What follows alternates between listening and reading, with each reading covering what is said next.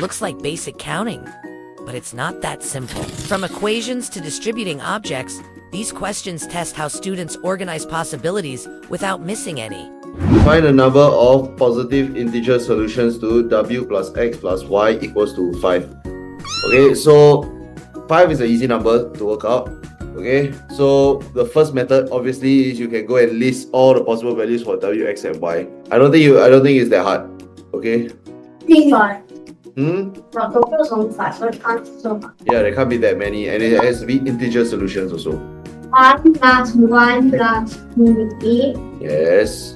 is 0 a positive integer? 0 is not a positive integer. Okay, the answer 6. Yes. Okay, so if by listing you get 6, okay, by listing you get either 1 plus 1 plus 4, 1 plus 1 plus 3, 1 plus 2 plus 2, 1 plus 3 plus 1. Okay, and then we have 2 plus 1 plus 2, 2 plus 2 plus 1, and then last but not least we have 3 plus 1 plus 1. Okay, so total 6 solutions. Okay, but what do we do when the number gets bigger?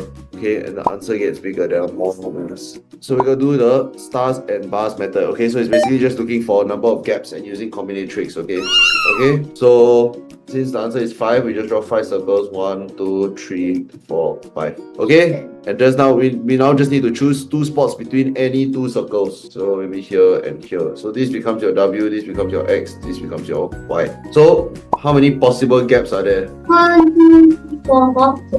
Yep, so we need to choose. So you just need to choose 2 of the 4 possible gaps. Okay, so therefore the answer is just 4 times 3 over 2 times 1, which is 12 over 2. Okay, if you all cannot see the 4 possible gaps is here. So 1, 2, 3, 4. The answer is 6 solutions. If you find this video helpful, please smash that like button and don't forget to subscribe to our channel for more math content like this one. This next problem uses the same counting ideas, but with a twist. It's not just about listing possibilities anymore. It's about organizing them in a way that nothing gets overlooked. Okay, come, I'll go and try to apply it in practice 7.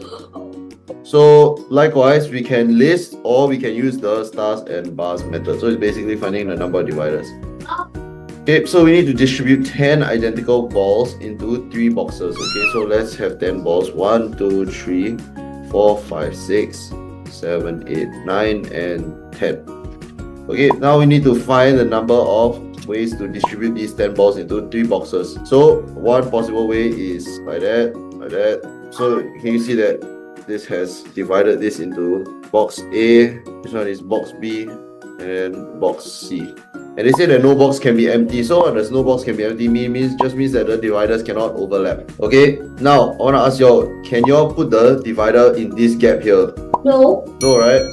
What will happen if you put the divider outside? Okay, so you have 1, 2. You realize you're only gonna have 1 box, 2 box. Okay, so we don't put the dividers outside because in this case they will give us only 2 boxes, but we need 3 boxes. Okay, so we need to have the 2 dividers inside. Okay, so there's how many gaps? 1, 2, 3, 4, 5, 6, 7, 8, 9. Okay, so we just need to choose 2 gaps out of 9 to place 2 dividers.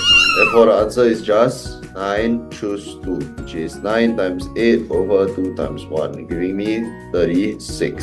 The answer is 36 ways, and this is what we learned today. Subscribe for more problems that challenge how you think. See you next time.